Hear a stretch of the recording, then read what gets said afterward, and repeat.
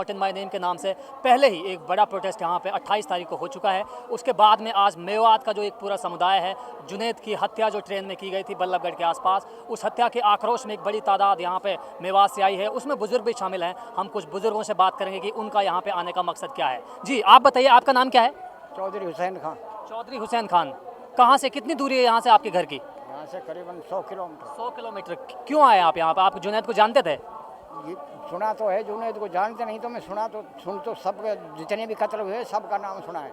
अच्छा, तो सरकार के लिए आप मतलब क्या कहना चाहेंगे? ये हत्या जो हो रही है, सरकार से हम ये पूछ रहे हैं भाई क्यों तो ये हत्या की जा रही है और क्या मुसलमानों ने इनका बिगाड़ा है जो इतना बुरा कांड किया जा रहा है? गलत तो नहीं है भाई, उस बात को बताएं। अब मुसलमान जो है कहाँ जाएं इस देश को छोड़ के? इस देश के जो है जन्म, यहाँ का ही तो जन्म है और यहाँ ही रहेंगे, जाने के लिए कहीं जगह नहीं है। अगर कोई इनके दिल में और कोई बात है तो स्पष्ट रूप से कहे, गलत तो नहीं है। मैं ये कहना चाहता हूँ क्यों इतना अत्याचार मुसलमानों के साथ हो रहा है। अच्छा जी, आप बताइए, आपका नाम क्या है? मेरा नाम सिराजुद्दीन है। आप कहाँ से हैं? मैं नूह हल्का से आया हूँ। क्यों आप आए हैं यहाँ पे जंतर मंतर पे? मैं जंतर मंतर पर इसलिए आया हूँ क्योंकि जो ये सरकार मुसलमानों के खिलाफ एक अपने अंदर एक भावना रखती है, मैं उस भावना के खिलाफ जो है कि जंतर मंतर पर अपना एक विरोध प्रदर्शन करने के लिए और हमारे मेवात इलाके से सैकड़ों की संख्या में यहाँ लोग आए हैं।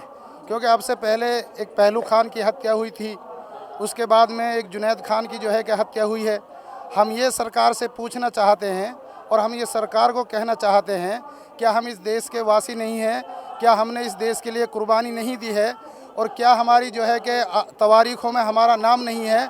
अल्लामा इकबाल का एक शार है कि जब गुलिस्तां को खून की ज़रूरत पड़ी, सबसे पहले ही गर्दन हमारी कटी। आज कहते हैं फिर भी ये अहले वतन, ये वतन है हमारा तुम्हारा नहीं। ऐसा नहीं है, हमारे अंदर जज्बा इतना है कि हम एक जुनैद के बदले 20 को भी जो है कि कत्ल कर सकते हैं, लेकिन हम देश के अंदर शांति बनाए रखना चाहते हैं। हम देश के अंदर जो है बिगाड़ नहीं चाहते। हम आज उस जुनैद की हत्या के खिलाफ धरना प्रदर्शन लेकर जो है मेवात से हम आए हैं और हम उसके खिलाफ हैं और हम इसके खिलाफ आवाज़ उठाते रहे। जी आप कहाँ से आए? नूह से आए। नूह से आप आए हैं?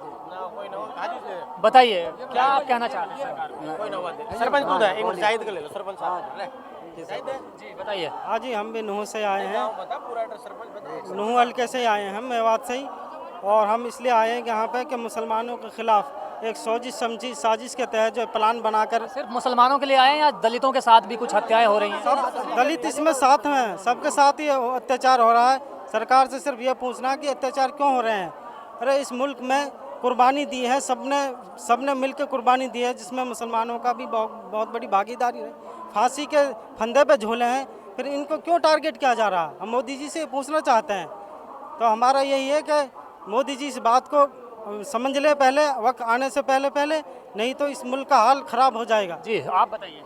जी मैं खंडावली गांव से हूँ, जुनैद के जो जुनैद का गाँव के वहाँ से हैं।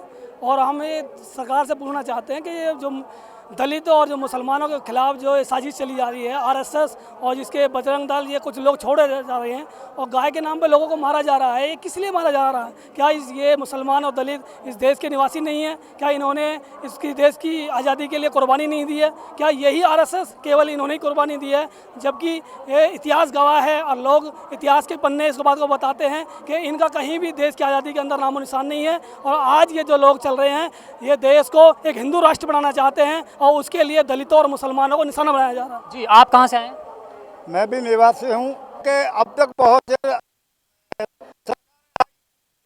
ऐसा किसी ने नहीं किया कि हम हैं कि ये हिंदू और मुस्लिम पर जो ये लेकर कर चल रहे हैं, इनका जो मेन मकसद है ये है कि जब कोई ऐसी कोई बात आती है तो सारे हिंदू एकता के लिए बात करते हैं। ऐसा कुछ नहीं है। हमारी मेवात में हिंदू और मुस्लिम एक जगह पे रहते हैं, भाईचारा है। हमारे त्योहार में वो, हमारे सुख दुख में वो शामिल होते हैं, हम उनके में होते हैं। हमारे भाईचारे को ये सरकार खत्म करने के लिए है। क्यों? ये सरकार नहीं है, ये तो एक देश को बर्बाद, और इसको पता नहीं।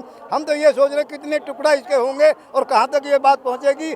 मोदी जी जो कर रहे हैं ये अच्छा नहीं कर रहे। और मैं तो ये कहूँगा ऐसी सरकारें ये भूल करके भी इस मुल्क में नहीं आए। अगर जो ऐसा हुआ और ये सरकार रही तो इस देश खत्म नहीं है। मैं आपसे भी जानना चाहूँगा, जैसे अभी ये मेवात समुदाय के, आपके समुदाय से बुज़ुर्गों की एक बड़ी तादाद यहाँ पे आई है और सबके जहन में एक दुख है, गुस्सा है इस बात को लेकर कि जो जुनैद के साथ हुआ है, जो रोहित वेमुला के साथ हुआ है, या अखलाक के साथ में जो कुछ हुआ है, पहलू खान के साथ में जो कुछ हुआ, अयूब पंडित के साथ जो कुछ हुआ है, वो चीज़ें अब दोहरानी नहीं चाहिए। सरकार को इस पर तुरंत रोक लगानी चाहिए। आपका क्या कहना है?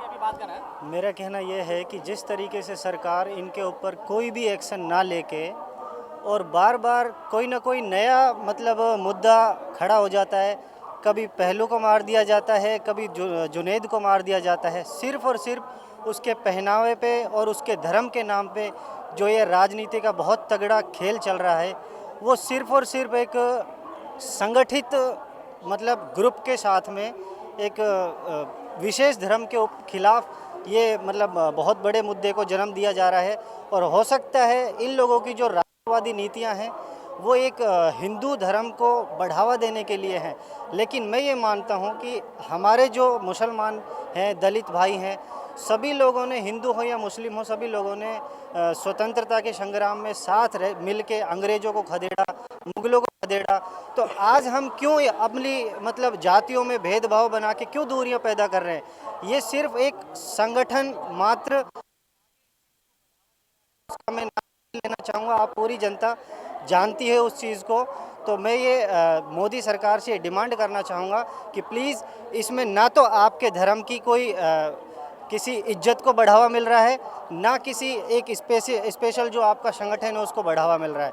आप सिर्फ और सिर्फ एक भीड़ तंत्र को पनपा रहे हैं। अगर आप इस पे रोक नहीं लगाएंगे तो इसमें आपके आने वाले समय में आपके देश को टूटने से कोई नहीं बचा पाएगा। जी, आप भी बताइए, सोशल मीडिया पे आप भी काफ़ी एक्टिव रहते हैं और माने जाते हैं कि उस इलाके से आप काफ़ी एक्टिविटी में पार्टिसिपेट करते रहे हैं। आपकी राय क्या है जुनैद के साथ जो ये एक इंसिडेंट सामने आया है?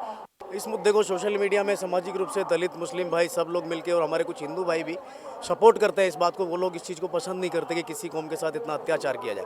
हम लोग उस पर मेहनत करके उसको उठाते हैं, सरकार की तरफ उसका ध्यान मुतवज्जा करते हैं। उसके बाद हर 5वें 7वें दिन उसके बारे में कुछ सुनाई नहीं होती, ना उसकी कोई मांगे मानी जाती हैं। बस गुमराह करके गवर्नमेंट कह देते कि ये होगा। उससे पहले दूसरा कोई नया फंडा तैयार कर देते हैं उसको दबाने के लिए, नया मुद्दा। और यही इनकी सोची समझी साजिश है कि किस तरह से इस देश में मुस्लिमों को दबाया जाए और किस तरह से हिंदू वोट बैंक को अपनी तरफ आकर्षित किया जाए।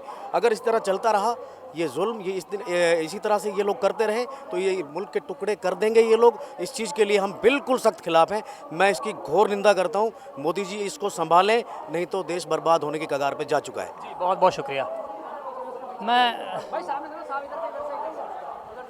अभी हमने जिस तरीके से तमाम लोगों से बातचीत की, यहाँ पे मेवात समुदाय के जो बुज़ुर्ग लोग हैं वो भी शामिल हैं और जिनकी उम्र 70 से 80 साल के बीच हो चुकी है। उन्होंने वो वक्त देखा है जब सन 47 में मुल्क बट रहा था, हिंदुस्तान पाकिस्तान के नाम से जो दो अलग राजनीतिक मुल्क बन रहे थे। उसके बाद में उन्होंने एक बड़ा फैसला लेते हुए तो वो उस दौर को, उस याद को, उस दिन को याद करते हैं कि वो फैसला उनका सही था या गलत था। कैमरामैन नितिन और रैन के साथ दिल्ली के जंतर मंतर से मैं ज़ुबैर खान, नेशनल दस्तक के लिए।